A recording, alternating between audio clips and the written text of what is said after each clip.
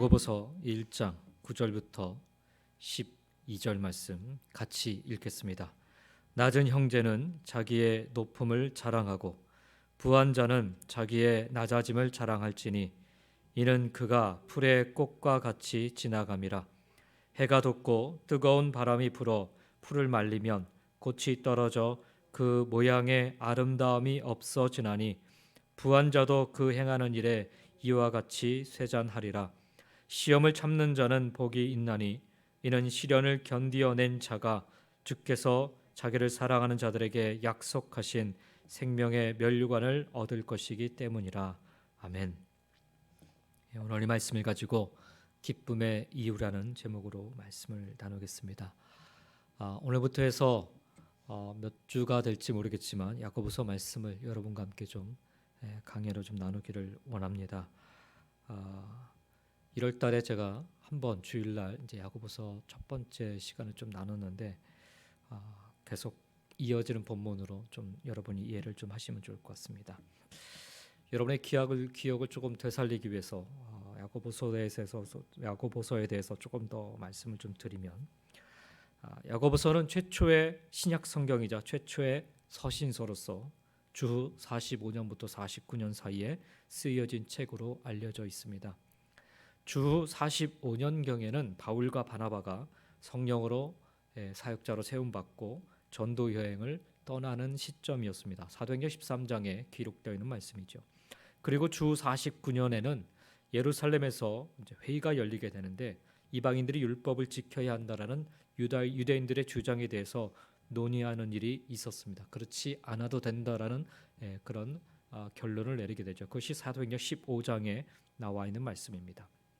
야고보서는 바로 사도행전 13장과 15장 사이에 기록된 최초의 신약 성경인 셈입니다. 예수님의 제자였던 요한의 형제 야고보가 순교를 당하고 스데반의 죽음과 초대교회의 많은 핍박과 환난으로 많은 성도들이 어려움을 겪고 여러 지역으로 흩어지게 되었습니다. 야고보서 1장 1절에 기록되어 있는 흩어져 있는 12지파는 바로 여러 지역으로 흩어져 버린 그들을 가리키는 것으로 이제 막 환난이 닥쳐서 믿음을 지키기 위해 흩어진 성도들에게 야고보가 전한 최초의 메시지인 것입니다.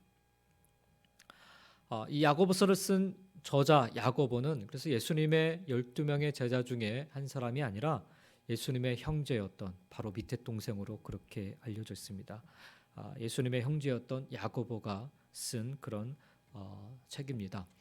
예수님의 형제였던 야고보는 원래 예수님이 사역하셨을 때는 예수님을 메시아로 믿지 않았던 그런 인물입니다. 그런데 예수님께서 십자가에 달려 돌아가시는 사건과 그리고 다시 부활하신 사건을 그가 경험하고 난 뒤에 참된 믿음을 고백하면서 복음을 전하는 자로 또 하나님의 일꾼으로 그렇게 세워지게 됩니다.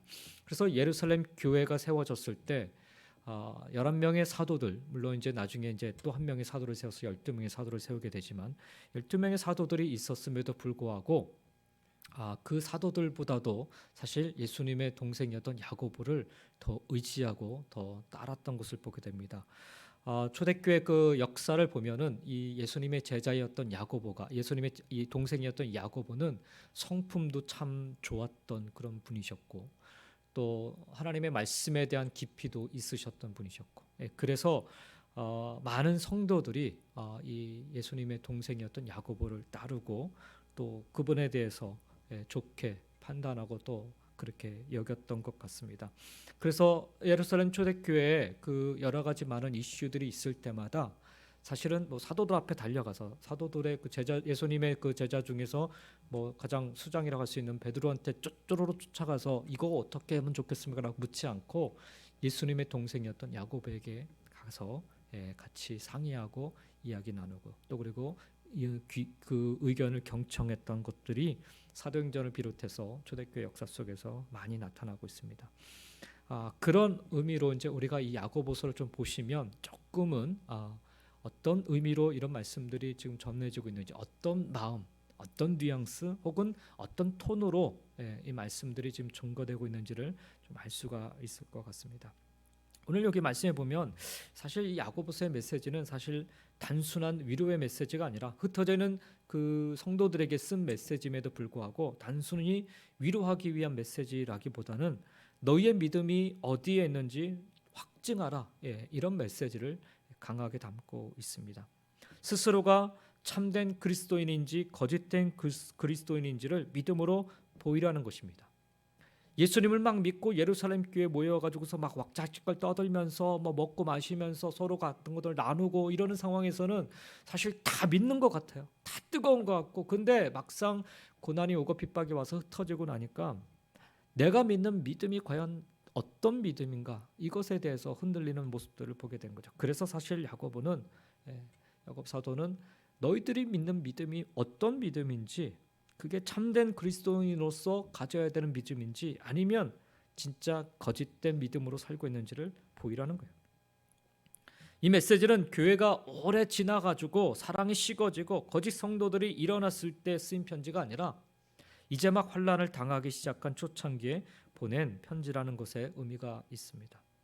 따라서 우리가 이제 앞으로 야고보서를 우리가 배우게 될 텐데, 야고보서를 읽어 나가면서 공부할 목적은 여러분에게 믿음을 확증하게 함에 있습니다. 내 믿음이 어디에 있는가를 확증해야 되는 거예요. 이 공부를 통해서 다양한 확증의 도구들이 제시될 때, 그리고 그것들을 통해서 우리 자신의 믿음이 확실하지 않다라는 결론이 혹여라도 내려졌을 때 하나님께 우리 자신의 구원을 위해서 그런 기도하는 시간이 되시기를 주 이름으로 먼저 간절히 축원드립니다.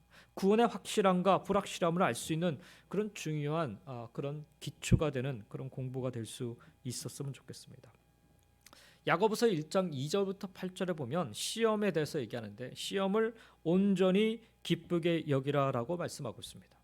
각처에 흩어져 환난을 겪고 있는 성도들에게 온전히 기쁘게 여기라고 말하는 이유는 3절에 보니까 너희 믿음의 시련이 인내를 만들어내기 때문이라는 거예요.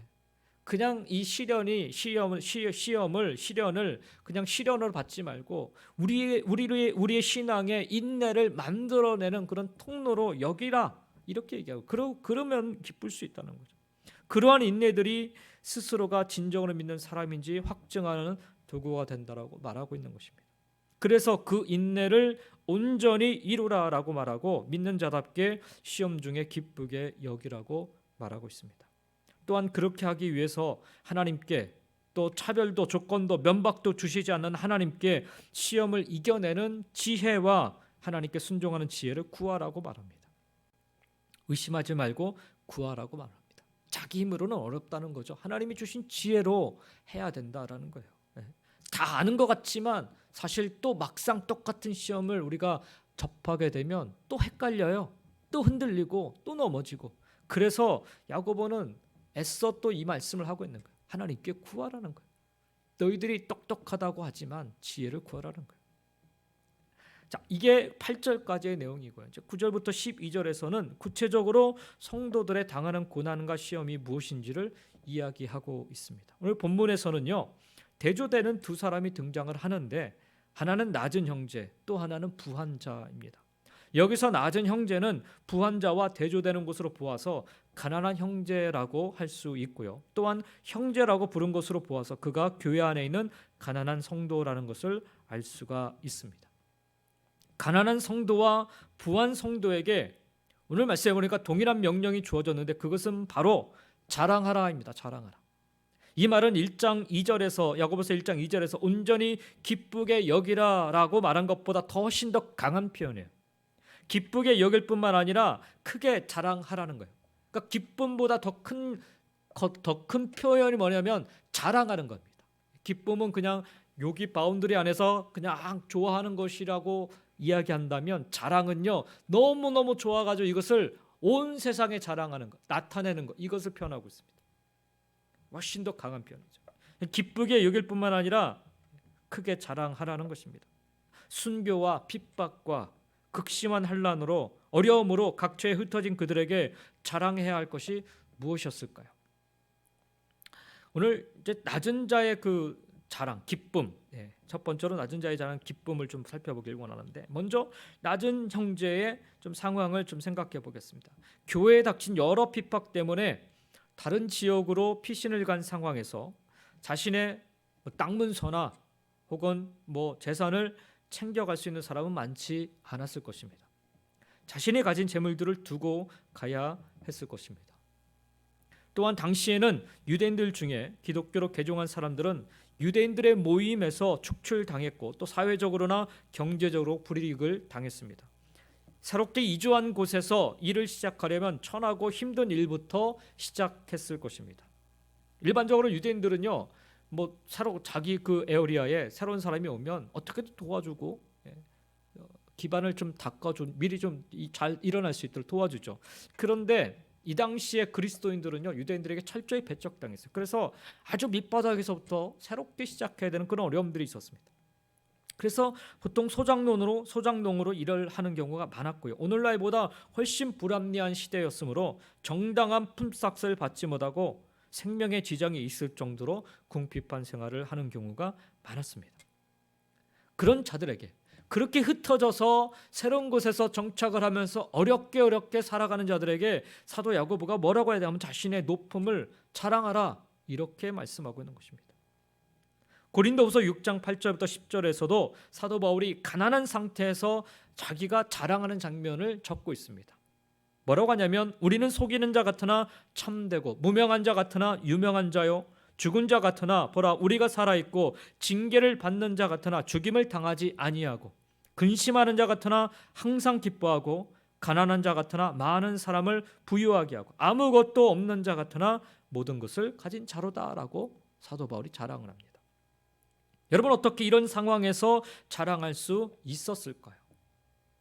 가난이나 궁핍과 같은 어떤 환경도 건드릴 수 없는 것, 바로 영원한 생명, 구원이 있었기 때문에 그렇습니다. 우리에게는 처한 환경과 상관없이 자랑할 것이 있습니다. 에베소서 1장 3절부터 14절에 보면 찬송하리로다라고 말하면서 시작하는데 하늘의 신령한 복과 구원의 복음과 하늘의 기업을 이을 자가 된 것을 감사하며 찬송하는 내용이 거기에 기록되어 있습니다. 극심한 가난은 우리에게 불평과 불만을 가지게 하고 때로는 염려하고 근심하게 합니다. 예를 들면 나는 자전거를 타고 가는데 어떤 성도가 좋은 차를 타고 오면 시기하고 질투가 생겨나는 것입니다. 그러나 야고보는 참되고 변하지 않는 특권에 대해서 오히려 자랑하라라고 명령하고 있습니다.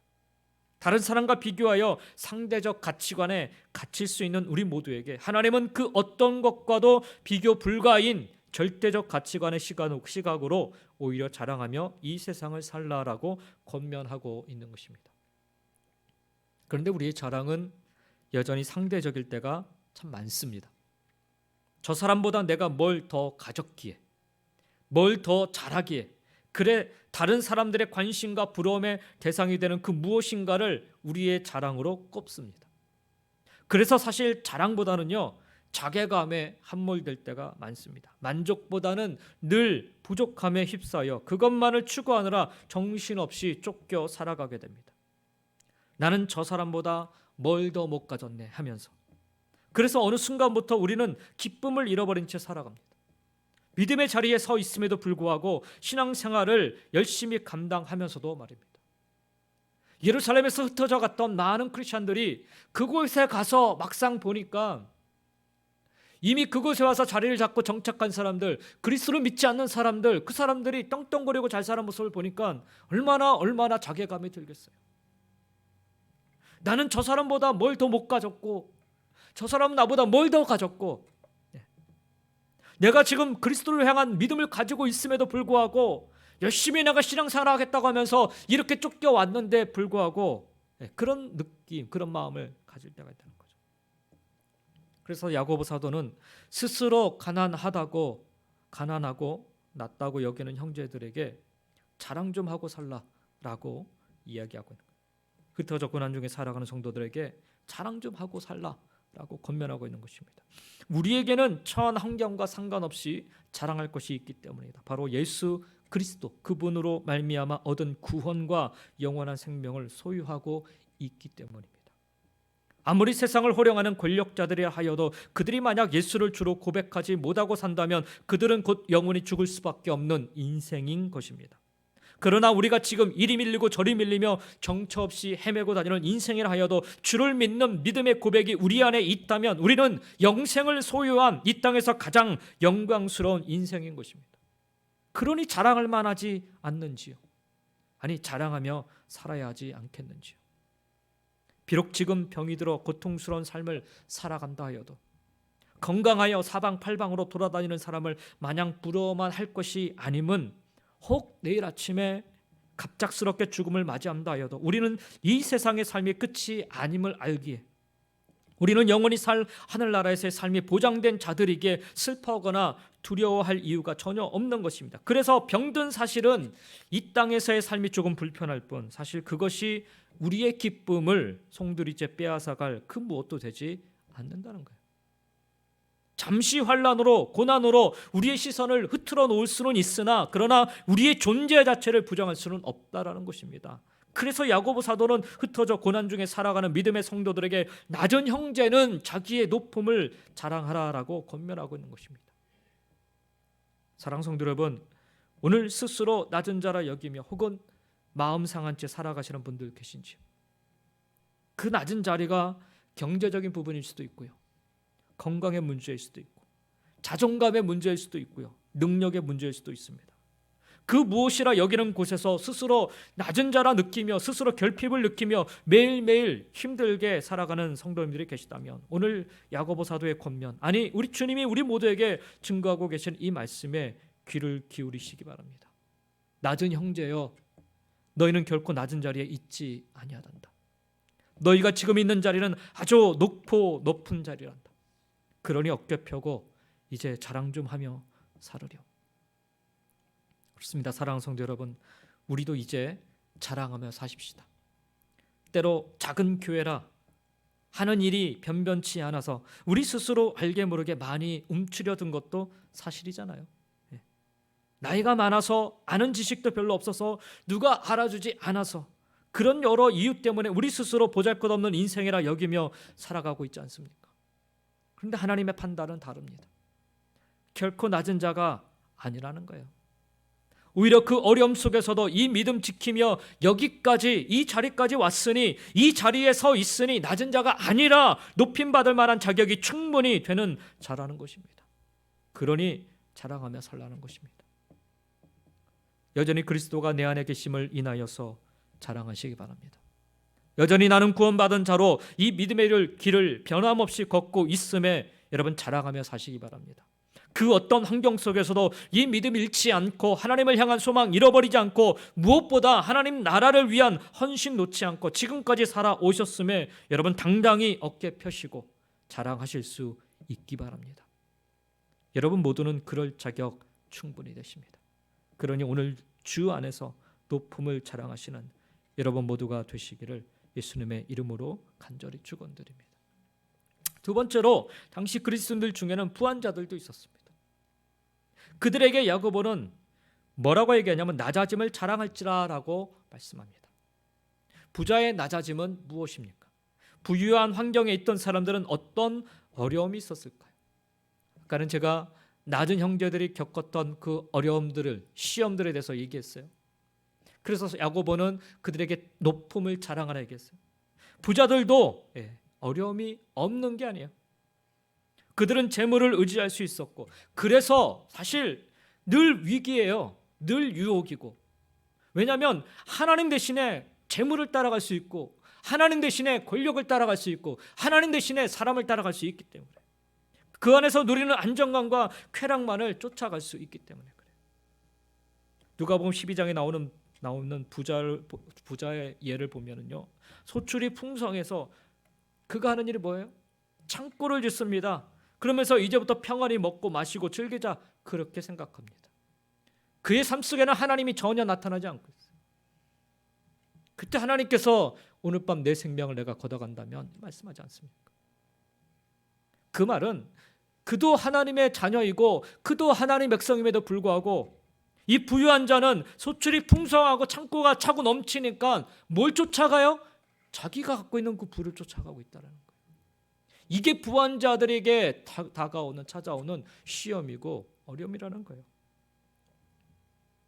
야고보는 그래서 부한자들에게 재물을 의지하지 말고 그 모든 것이 없어질지라도 남아있는 참된 것, 영생과 구원을 자랑하라, 그렇게 명령합니다. 왜냐하면 그가 가진 부는 일시적이고 순간적인 것이기 때문입니다. 10절에 풀의 꽃과 같이 지나가 버리는 것, 11절에 해가 돋고 뜨거운 바람이 불어 풀을 말리면 꽃이 떨어져 그 모양의 아름다움이 없어짐과 같기 때문임을 얘기합니다. 부유한 자들이 갖고 있는 것들 얘기합니다. 단순히 물질적인 것만이 아니에요. 그들이 추구하고 그들이 손에 가득 놓여 있는 것들을 얘기합니다. 특별히 이스라엘의 꽃은요, 2월에 피었다가 5월이 되면 뜨거운 바람이 불어서 다 말라 시들어버린다고 합니다. 그러니까 겨우 3개월, 길어야 3개월이에요. 3개월. 예수님은 마태복음 6장에서도 오늘 피었다가 내일 아궁이에 던져지는 들풀들에 대해서 말씀하십니다. 그만큼 짧다라는 거죠. 성경은 끊임없이 우리 인생이 안개와 같다라고 또한 얘기합니다. 우리의 환경들은요, 그것이 부하고 안락하더라도 금세 사라지는 것들임을 성경은 우리에게 가르쳐주고 있습니다. 우리 손에 잡고 있고 그것이 영원할 것 같지만 실상은 한순간에 사라져버리는 일시적인 것들을 자랑하지 말고 영원한 것, 곧 우리의 구원을 자랑하라고 야고보 사도는 부한 자들에게 말하고 있는 것입니다. 11절에 보니까 부한 자도 그 행하는 일에 이와 같이 쇠잔하리라 라고 말씀해요. 부를 자랑하면 덧없이 될 것입니다. 세상의 모든 것을 가지려고 하고 실제로 가졌던 솔로몬도 자신의 그 모든 행위들이 바람을 잡으려는 것 같이 헛되고 헛되었다라고 고백하지 않습니까? 바람을 잡으려다가 평생 인생을 허비하는 사람이 되고 싶은 분은 아무도 없으실 거예요. 그러나 재물을 혹은 물질을 추구하고 그것을 자랑한다면 그와 같은 삶을 사는 것입니다. 그러므로 우리는 마땅히 자랑할 바를 자랑해야 합니다. 성경은 우리에게 자랑할 자는 주 안에서 자랑하라라고 가르쳐주고 있습니다. 그렇다면 우리가 주 안에서 자랑해야 될 것은 무엇입니까? 바로 영원한 생명, 영원한 생명. 예수에 대한 믿음을 갖게 되었지만 여전히 어려움 중에 불만을 가질 수도 있고 원망을 할 수도 있으며 부유함 때문에 때론 재물을 의지하고 쾌락을 추구할 수도 있지만 그들에게 필요한 지혜는 하나님을 온전히 의지함으로 주님 안에서 변하지 않는 생명, 우리의 구원을 자랑하는 것입니다. 굳게 붙잡는 것입니다. 여러분, 예수님 당시에 예수님의 무덤을 샀던 요셉이나 백부장 고넬료나 랍비였던 니고데모 등 이 사람들은 다 믿는 사회적인 지위가 높은 자들이었어요. 오늘 여기 야고보서에서의 그 표현으로 따지면 다들 부한 자들이었습니다. 부한 자들. 예수님의 무덤을 샀던 요셉 같은 경우에는 엄청난 거부 부자예요. 그러나 예수님을 따르던 예수의 제자의 삶을 살던 성경 속의 부한 자들은요, 한결같이 낮아짐을 자랑하며 살았습니다. 그들에 대한 판단은요, 그들이 얼마를 가졌네, 그들이 무엇을 가졌네, 이게 아니었어요. 그렇다면 왜냐하면 우리가 자랑해야 할 낮아짐의 삶은 어떤 삶입니까? 야고보가 얘기했던 부한 자는 낮아짐을 자랑할지라 얘기했는데 그 낮아짐의 삶은 어떤 것입니까? 사도 바울이 빌립보서 2장 6절에 이 낮아짐에 대해서 설명해 주고 있어요. 빌립보서 2장 6절에서 8절 말씀에 보면 그는 근본 하나님의 본체시나, 예수님을 말씀하고 있는 거예요.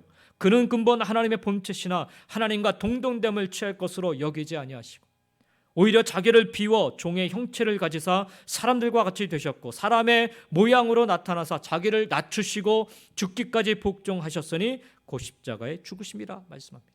여기 말씀에 보면 하나님의 본체시나, 즉 이 세상의 그 무엇보다 부유한 분이셨으나 자신을 비워 종의 형체를 가지사 사람들과 같이 되시기 위해 자기를 낮추셨다라고 얘기합니다.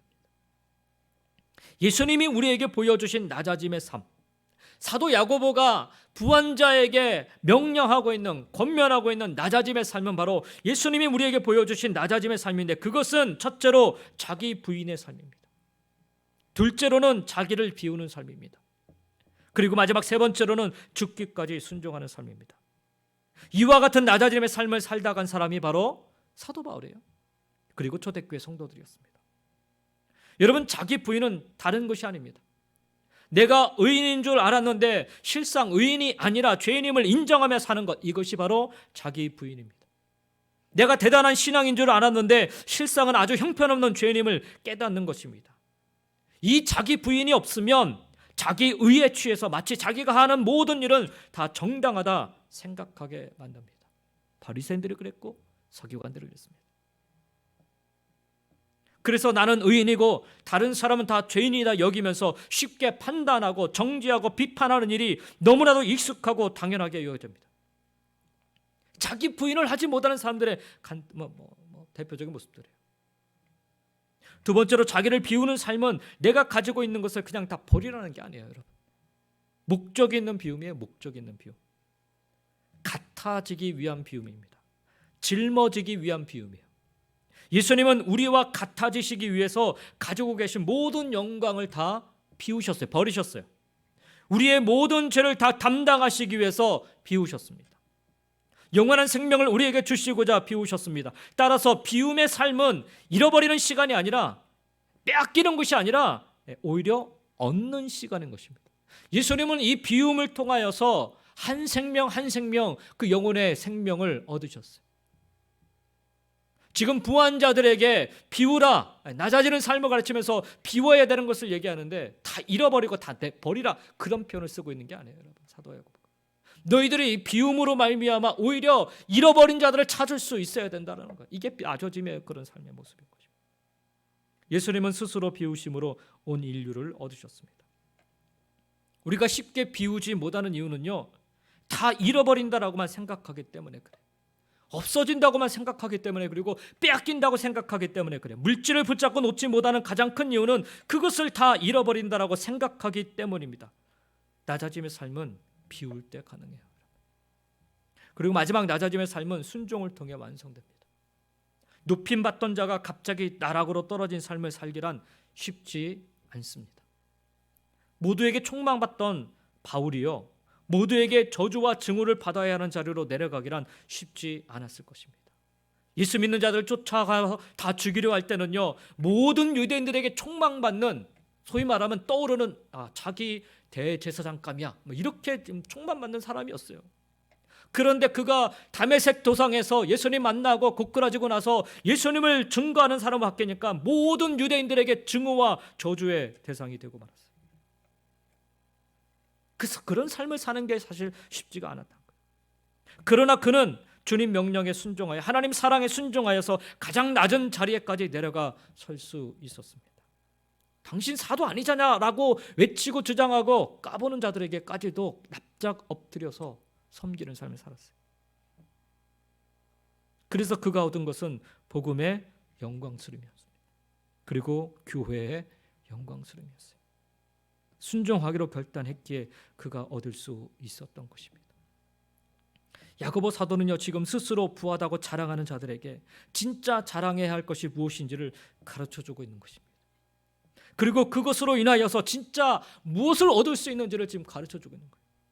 자신들이 가지고 있는 부유함으로 오히려 가난한 형제들에게 절대적인 박탈감이나 상실감을 주지 말고 예수님이 보여주신 것처럼 낮아짐으로 자기를 비우고 자기를 또 낮추고 또 순종함을 통하여서 오히려 하나님의 영광을 드러내는 낮아짐을 통해 할 수 있는 그 자랑, 그 기쁨의 삶을 살라라고 권면하고 있는 것입니다. 예나 지금이나 자신이 가진 것으로 은근히 자랑하려는 심리는 언제나 우리 모두에게 있는 것 같습니다. 자식이 잘 됨으로, 좋은 직장에 다니고 있으므로, 사업이 잘 돼서 경제적으로 여유가 있으므로 등등. 그런데 우리 믿음의 성도들은 그런 것을 자랑 삼아서는 안 된다라고 성경은 우리에게 가르쳐주고 계십니다. 아까도 말씀드렸듯이 예수님 당시 부유한 자들이었던 예수님의 무덤을 샀던 요셉이나 백부장 고넬료나 랍비였던 니고데모 등을 보면요, 그들의 재산이 얼마였느냐 하는 것으로 그들을 판단하거나 자랑하고 있지 않습니다.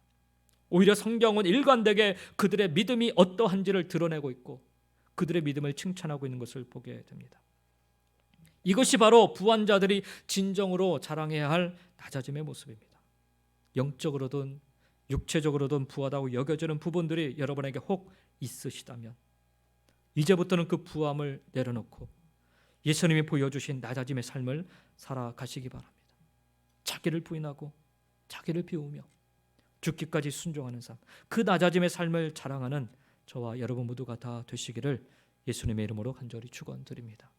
끝으로 야고보 사도는 낮은 형제든 부한 자든 각자에게 찾아오는 여러 가지 시험에 대해서 잘 참으라, 다시 한번 권면합니다. 12절에 보니까 시험을 참는 자는 복이 있나니. 여기서 참다라는 동사는요, 현재형입니다. 현재형. 한두 번 시험을 참아본 자가 아니라 계속해서 참아내는 사람이고 지금도 그 시험을 참고 있는 사람을 가리킵니다. 가난한 사람만 시험을 당하는 것이 아닙니다. 부한 자도 역시 여러 유혹이 찾아옵니다. 그 모든 것이 다 시험인 것입니다. 그래서 그 시험을 잘 참으라 말씀하고 있는 것입니다. 그리고 계속해서 그 시험을 잘 참고 있는 사람이 복되다라고 말하고 있습니다. 그 이유는 바로 다음 구절에서 시련을 견뎌낸 자가 되기 때문입니다. 여기서 견디다라는 말은 과거형입니다. 과거형. 그러니까 시험을 통과했다라는 평가를 받은 사람인 것입니다. 수많은 믿음의 선진들이요 하나님으로부터 그러한 평가를 받았습니다. 아브라함이 그러했고 모세가 그러했으며 다윗과 베드로도 그러했습니다. 그들이 완벽했다라는 것이 아닙니다. 아브라함은 아내를 누이라 속였던 사람 아닙니까? 모세는 불순종했던 사람 아닙니까? 다윗은 간음을 했던 사람이고 베드로는 주님을 3번이나 부인했던 사람입니다. 그러나 하나님은 그들을 믿음의 조상이라 부르십니다. 그들은 믿음이 통과된 자, 시험을 견뎌냈다라는 입증을 받은 자들입니다. 우리 모든 그리스도인들이 바로 그러해야 합니다. 그리스도인의 삶은 시험을 참고 있는 현재형이 되어야 됩니다. 여러분에게 닥치는 여러 물질적인 어려움 앞에 불평과 불만이 가득하거나 또는 쾌락과 물질에 빠져 있다면, 계속해서 그런 상태에 머물러 있다면 우리는 시험을 견뎌낸 자로 입증되지 못할 것입니다. 입으로 자신이 믿는 자라 아무리 말해도 소용없습니다. 성경은 귀신들도 그렇게 말하고 떤다고 이야기합니다. 야고보는 진정으로 믿는 자라면 그런 행위를 보이라 말합니다. 행위를 기뻐하고 자랑하라는 거예요. 그런 행위를 나타내라는 것입니다. 현재 시험을 참고 있는 자인지, 구원으로 즐거워하고 있는 자인지, 진실로 구원받은 자인지 증거하고 있는지 입증하고 확증하라라는 것입니다. 시험을 참는 자는 시련을 견뎌낸 자라는 것을 입증할 것이고 약속하신 생명의 면류관을 받을 것입니다. 앞으로 우리가 야고보서를 계속해서 볼 때 진지하고 신중한 그런 공부가 되기를 원합니다. 특별히 자신을 돌아보면서 내 삶에 믿음의 열매, 신앙의 열매가 보이지 않는다면, 자신의 행함이 신분을 드러내지 않는다면, 믿는 자의 그 신분을 드러내지 않는다면 우리의 구원과 믿음은 의문에 쌓이게 될 것입니다.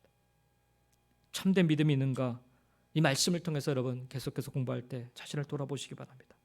시험을 참고 견디며 구원으로 인하여 즐거워하는 분이라면, 그것을 자랑할 줄 아는 분이라면 그에게 생명의 면류관이 주어질 것입니다. 이것이야말로 우리가 진정으로 기뻐해야 할 참된 이유인 것입니다. 야고보서 1장 2절 말씀을 다시 한번 읽어드리면, 내 형제들아 너희가 여러 가지 시험을 당하거든 온전히 기쁘게 여기라. 여러 가지 시험 속에서도 온전히 기뻐하며 자랑하시며 살아가는 여러분 모두가 다 되시기를 예수님의 이름으로 간절히 축원드립니다. 기도하겠습니다. 하나님 아버지, 오늘 말씀을 기억하면서 우리가 가난한 자든 또한 부한 자든 우리가 무엇을 해야 되는지를 분명히 깨닫고 살아가기를 원합니다. 우리 안에 주신 영원한 생명을 통하여서 우리가 자랑하며 살기를 원하고, 우리에게 주어진 그 많은 것들로 인하여서 나누고 베풀고 또 증거하면서 살아갈 수 있기를 원합니다. 지금 내게 처해진 이 상황 때문에 우울해하고 슬퍼하고 가슴 아파하고 안타까워하지 말게 하여 주시고, 하나님 우리에게 주신 그 영원한 것으로 인하여서 오히려 기뻐하고 오히려 감사하며, 아니 오히려 자랑하는 그런 믿음의 삶을 살게 도와주시옵소서. 내 형편을 돌아보지 말고 하나님을 바라보면서 오늘 이 기쁨으로 살게 하여 주시고 이 자랑함으로 살아가는 저희들이 되게 도와주시옵소서. 우리 삶 속에 여러 가지 시험을 만날지라도 하나님 오늘 말씀처럼 기뻐하고 자랑하면서 참된 믿음의 삶을 드러내고 증거하는 그런 복된 성도들 될 수 있도록 하나님 축복하여 주시옵소서. 감사드리며 예수님의 이름으로 기도드리옵나이다.